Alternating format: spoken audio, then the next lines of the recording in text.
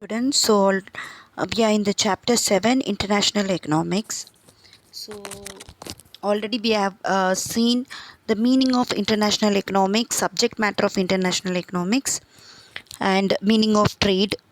That is, we saw internal trade and international trade, and the difference between internal trade and international trade. And in the today's class, we are going to discuss theories of international trade. Here you have two parts in this, that is the classical theory of international trade and modern theory of international trade. So first let us discuss the classical theory of international trade. So Adam Smith, we all know Adam Smith is the father of our economics, and also he has written a book, An Inquiry into the Nature and Causes of Wealth of Nation, in the year 1776.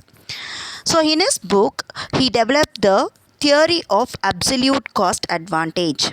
Okay, so theory of absolute cost advantage அப்படின்ற ஒரு கான்செப்டை develop பண்ணுறாரு. So absolute cost is nothing but it is a cheaper rate at cheaper rate. Okay, so cheaper rate அப்படின்றது தான் absolute cost advantage அப்படின்னு சொல்கிறோம். So கொஞ்ச நாள் கழிச்சு what is happening, it was formulated, he developed, but it was formulated by David Ricardo as an explicit and precise theory. So what he is doing is, in his theory, he is comparing two countries. Okay, so he comparing the two countries, so which is known as comparative cost advantage. And it also, again, it is improved and refined by the economists like J.S. Mill, Carness, Bastable, Task, and Heberle. Now let us discuss Adam Smith's theory of absolute cost advantage. And before going it in discuss that, here some of the classical trade theories are given. So this is very, very important. These will be asked in the interior questions. Okay, like what is mercantilism means, takes an US versus the view of trade, other countries gain is a country's loss. So what where it is comes from means we have to write it is a classical trade theories, that is mercantilism. Some of the free trade theories, what are the free trade theories means absolute advantage, comparative advantage, which is given by David Ricardo, and absolute advantage is given by Adam Smith. Okay, so specialization of production and free flow of goods benefit all trading partners economics. So both these things will benefit all the trading partners economics. Okay, and you have free trade refined. What are the free trade refined means, factor, proportions, and international product life cycle. So these will be, sometimes they will be asked in your one word questions. Okay, so now let us discuss Adam theory of absolute cost advantage. So here Adam Smith is argued, he is telling that all the nations can be benefited only through free trade and specialization in terms of the absolute cost advantage. Okay, so here Adam Smith view is, that is, a nation can be benefited only through free trade or at a cheaper rate. Okay, when the cost is less, really the other country will be benefited. So let us see his theory. According to Adam Smith, the basis of international trade was absolute cost. So அவரை பொறுத்த வரைக்கும் என்னது, பேஸே வந்து cheap cost advantage, absolute cost advantage. So here trade between two countries would be mutually benefited. So ரெண்டு கண்ட்ரிக்கும் எப்படி இருக்கணும்னா ஒரு mutual understanding இருக்கணும். மியூச்சுவலாக அந்த the opposite country also should be benefited, and you can take India and China. So in this mutual benefaction India also should be benefited, same like that China also should be benefited. So when one country produces a commodity at an absolute cost advantage over the other country, which in turn produces another commodity at an absolute cost advantage over the first country, அப்படின்னா ஒரு country ஒரு ப்ராடக்டை cheap காஸ்ட்டில் produce பண்ணுதுன்னா, அதே மாதிரி opposite கண்ட்ரியும் அது எதில் specialise இருக்கோ அந்த குட்டை சீப் காஸ்ட்டில் ப்ரொடியூஸ் பண்ணணும். அப்போ there will be mutual beneficial. Okay, so India, now take an example, now India is producing wheat. Okay, it is famous for wheat and China is famous for cloth. So now here India is producing 20 bags of cloth. Okay, having 1 minute. Okay, so now here see, now India is producing 20 bags of wheat with what 1 unit of labor. Okay, same thing, China also producing the wheat, that is 8 bags of wheat is produced with the same unit of labor. Okay va, so அதே unit of labor 1 unit of labor வச்சு என்ன பண்ணுறாங்க, India 20 back of வீட்டை வந்து produce பண்ணுறாங்க. ஓகேவா, ஆனால் China அதே யூனிட் ஆஃப் லேபர் வச்சு என்ன பண்ணுறாங்க, ஜஸ்ட் அவங்களால 8 பேக்ஸ் ஆஃப் வீட்டு தான் ப்ரொடியூஸ் பண்ண முடிஞ்சுது. அது மாதிரி செகண்டாக you have a cloth.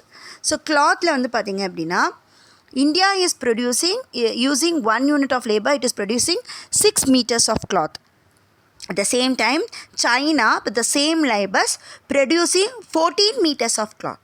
Now, see, in the wheat production, India is at a leading position. In cloth production, China is at a leading production.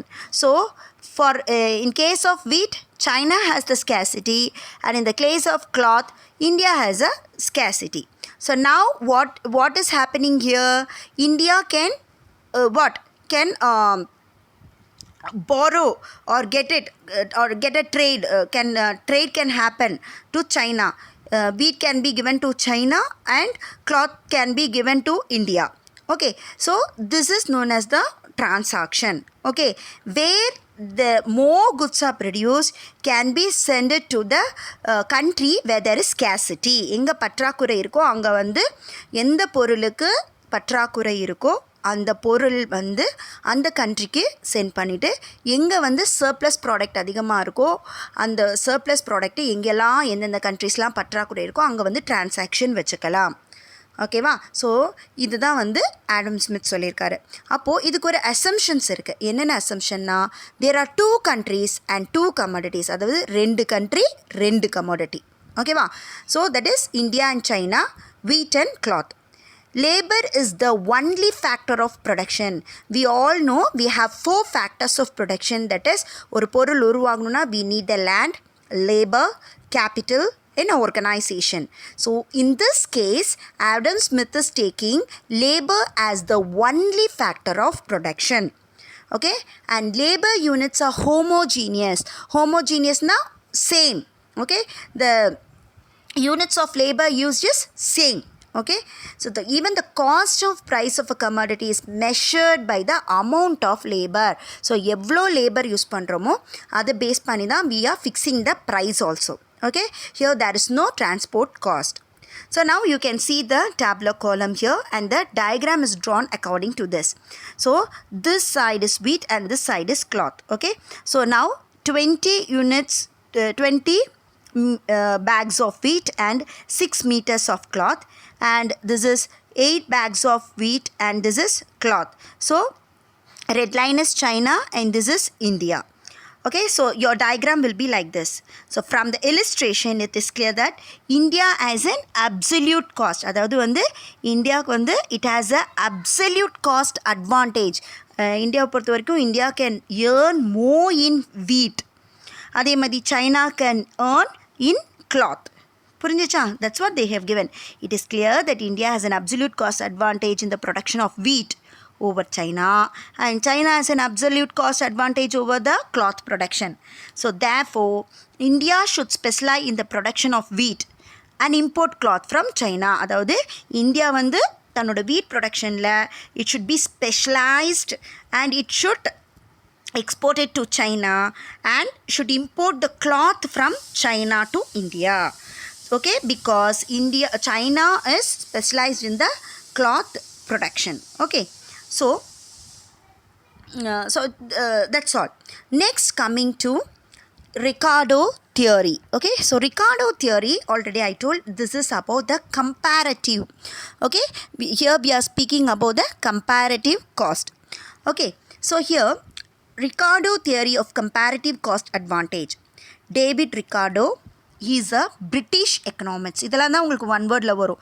David Ricardo வந்து dash economics or what is his books அப்படின்னா Principles of Political Economy and Taxation which was published in 1817. இதெல்லாம் வந்து inside question. So formulated, what he formulated, what is his theory means his theory is known as comparative cost theory. Okay, so it is refined by again J.S. Mill, Marshall, Task and others. Now Ricardo demonstrates that the basis of trade is the comparative cost difference. So what Ricardo is coming to tell in this theory, he is telling that comparing the cost. Okay, comparing the cost, that's what his theory is known as comparative cost theory.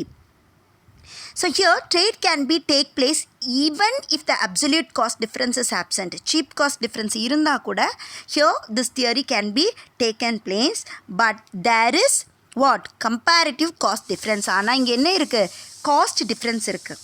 ஓகேவா? So ரெண்டு கண்ட்ரிக்கும் இடையில என்ன difference இருக்குது, cost.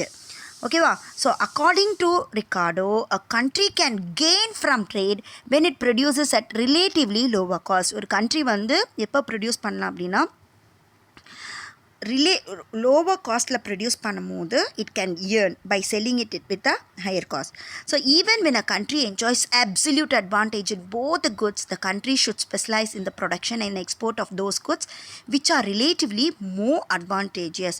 என்னதான் வந்து cheaper cost absolute advantage இருந்தாலும் it should be specialized in the particular production, and that particular production of the surplus goods should be exported to other countries. Okay, so even when a country has absolute disadvantage in production of both goods, the country should specialize in production and exports of the commodity in which it is relatively less disadvantageous. So it should be specialized in a particular production, it should be transferred to it should be exported to some other country and should earn a profit. Okay, so here you have a example. Okay, you have here also you are having the two countries, that is America and India. Okay, so units of labor required to produce is 1 unit. So we are using here also 1 unit of labor to produce what, 100 meters of cloth and 120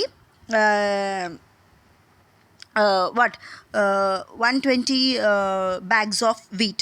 Okay, I'm sorry. So we are using labors as 100 for producing 1.2 meters of cloth and 120 labors for producing 1 bag of wheat.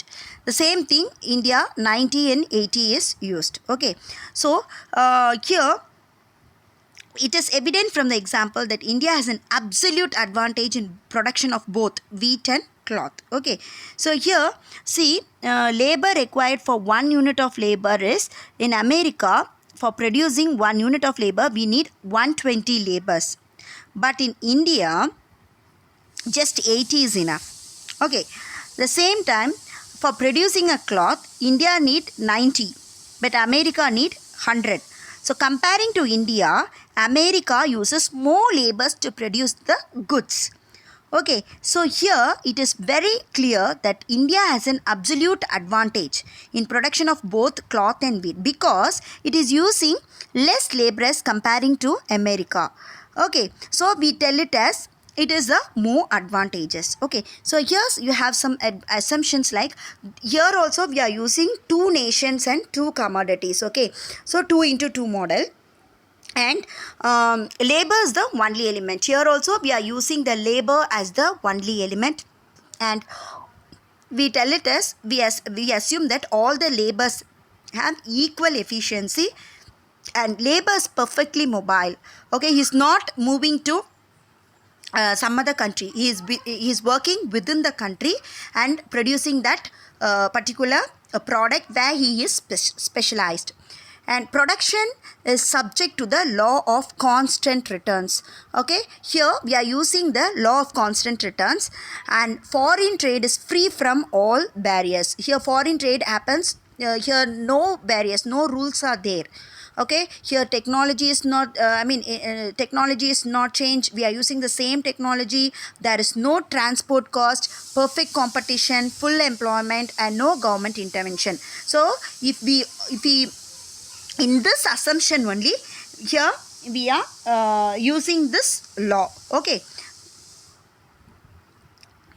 and here see it is given clearly in this, that is, however, India should concentrate on the production of wheat in which she enjoys a comparative cost advantage. Of course, no. So for America, the comparative cost disadvantage is less.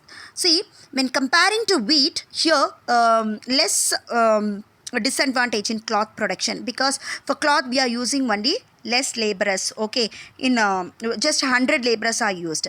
Hence America will specialize in the production of cloth and export it to India in exchange for wheat. So it is specialized in cloth and exchanges it for wheat. Okay, so with the trade, India can get 1 unit of cloth and 1 unit of wheat by using its 160 labor units. So it can get 1 unit of wheat and cloth by using 160 labors, but in the absence of trade for getting this benefit, India will have to use 170 units of labors. For this, it should use 170 units of labor.